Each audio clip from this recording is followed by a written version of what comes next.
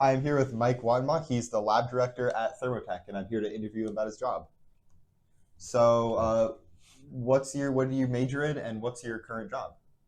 So I started out at the University of Wisconsin-Milwaukee, and I went from materials engineering. From there, I graduated and I worked at a small foundry called Castalloy, and I was a materials engineer there. Learned the foundry process, step by step, every process. So I was working third shift, pouring metal, pounding molds, really hands-on. Super fun, learned a lot of failure analysis for casting defects. But then I went to a company, very large mining manufacturer. It was P&H Mining at the time. There I was the metallurgist in heat treat. So I developed processes there. I did daily approvals for improving the processes, I guess, make sure that everything went to plan. I set up a lab there, bought some equipment, did a lot of recipe development for different large gearing, a lot of induction hardening. I bought a couple of induction hardeners, tooth by tooth induction hardeners, very large ones. I also went to China to help implement the processes over there, oversee their processes there. I guess that's the highlight from that job. Then I went to my internship, or went back to my old internship at a place called Polklane Hydraulics. Decent company to work for. I was doing a lot of heat treating there also, vacuum carburizing, plasma nitriding, induction hardening. However, it was less hands-on than I wanted, and I was traveling more than I wanted to. I was looking to start a family. My second week in France, or I think I was in the Czech Republic, I got a call and they said, "Hey, we want to send you back to France in about a month." And I just wasn't cool with it, basically. So then I started looking for a job. That's where I ended up at Anderson Laboratories as a metallurgist / failure analyst. So that was third-party testing. I guess companies from not only all over southeastern Wisconsin, all over the Midwest, and I did some international testing too for some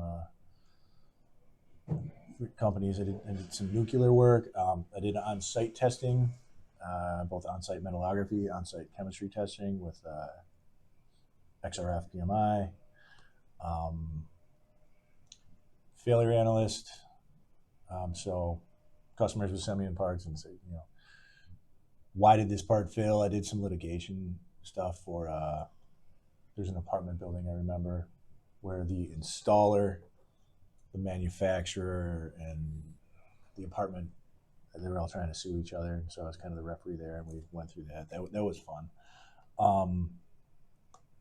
What else did I do there? A lot of failure analysis, and then just routine daily testing, metallurgy work. So, and then recently, after I wasn't even looking, but a company called ThermTech got a hold of me, and it's one of the largest heat treaters in the country. They wanted me to be their training and development manager. So didn't know if I wanted to do it. Kind of went in not thinking it was a real thing. But then the more and more I interviewed with people, the more I talked to people, it was probably a 6-month process, honestly. I decided to make the jump, which was challenging. I had a comfort zone at Anderson Labs for 12, 13 years. I don't know what it was. And decided to do something new, which I think I needed to with personal growth. I fell in love with teaching through both ASM and local technical college, MATC, Milwaukee Area Technical College. I was teaching a semester there. Loved it. I was really good at it, and they were giving me the opportunity to come on as a training and development manager, to pretty much come on and train all their employees, from new hires to executive management, on how to be a metallurgist, what's going on inside of all these furnaces. And I did that for a couple of weeks, and they decided that they wanted to kind of expand their lab capabilities. They had some issues with turnaround, and I was helping them solve those issues internally. So I guess they just figured the next step was just saying, hey man, what can you do to make this our lab better, so we don't have to send everything out, because a lot of the work that we get from people flows through ThermTech. So I said, okay, I can do that. And for the past month and a half, I've really been focusing on that. I got to hire one of my students. Going to make him a certified weld inspector. He's taking his test soon. But yeah, it's good. That's my career path so far. I don't know. Any questions? What do you got? Yeah. So what does a typical day on the job look like for you? I know it's putting out fires, trying to figure out how to make things work. A lot of training right now. So even though I'm focusing more on the lab director, I'm actually trying to change the internal processes at ThermTech. Not change them, because what they're doing is okay, but trying to improve on them, just giving them a different perspective. And then, honestly, a lot of it is getting quotes, dealing with customers. There's a sales aspect to it too, talking to different customers.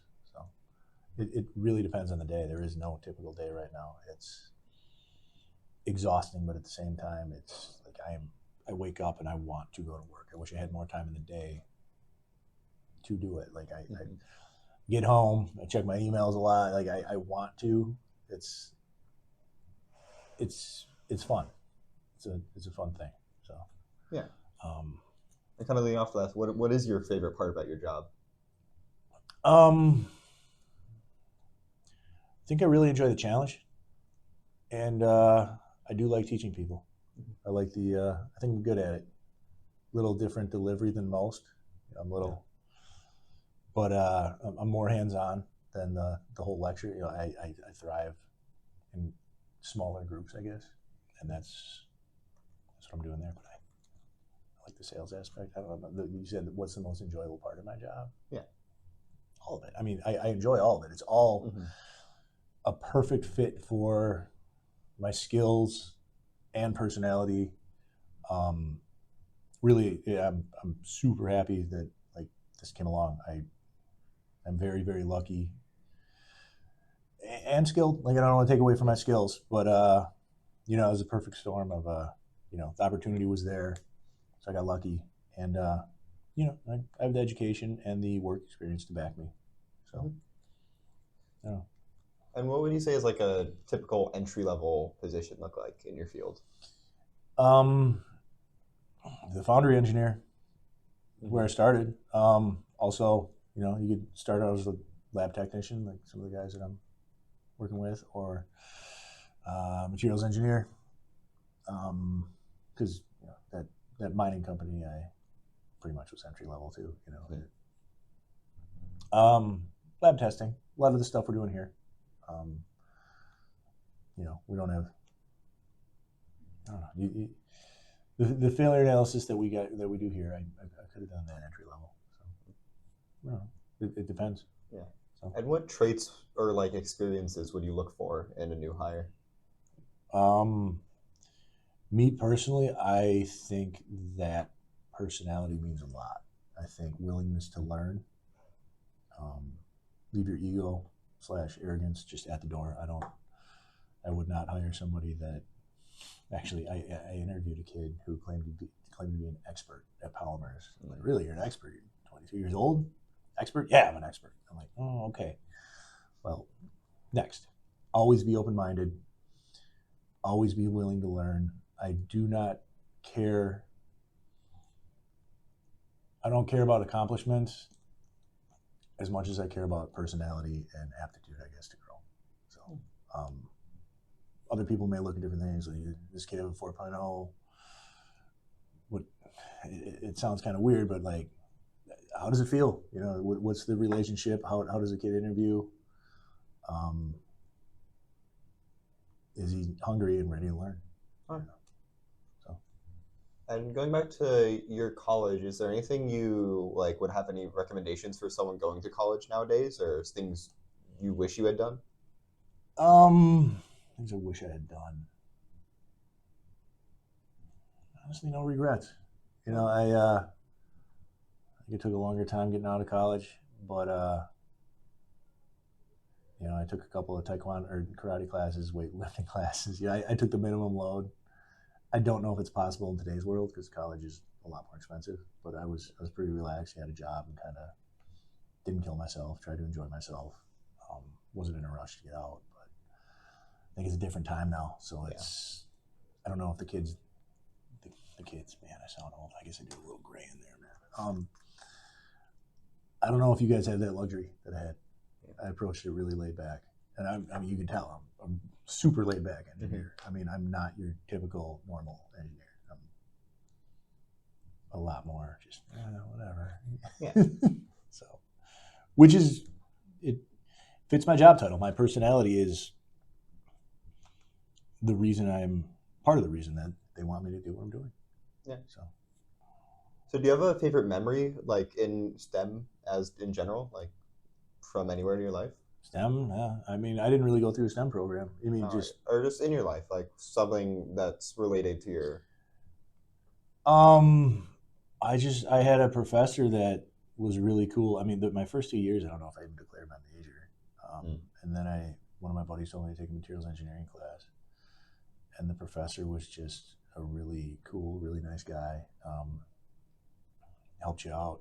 I remember his talk about ceramics. He brought in a beer bottle and just started drinking a beer in the middle of the college campus, which was weird. But no, he took us all out for pizza. Really, truly cared about us. It was a smaller class. It was like 6 people, so he really got to know us all. And he definitely swayed me towards materials. He kind of said I'd be good at this.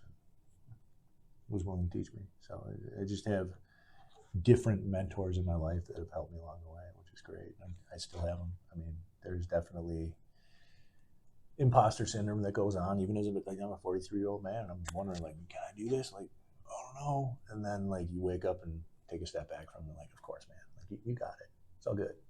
Everybody thinks that way. So, yeah. I don't know. Kind of rambling right there. Yeah. But that was the moment, I guess. That meeting that guy is the reason I got into materials engineering. So. Do you have any like parting advice for someone pursuing a career in STEM? It's hard work. It's fun. Don't burn yourself out. I mean, work hard. However, know when to relax. Take a step back, recharge yourself. A lot of people will just burn themselves out. For me, family's very important. Make sure you're not working those 14-hour days. You know, try to.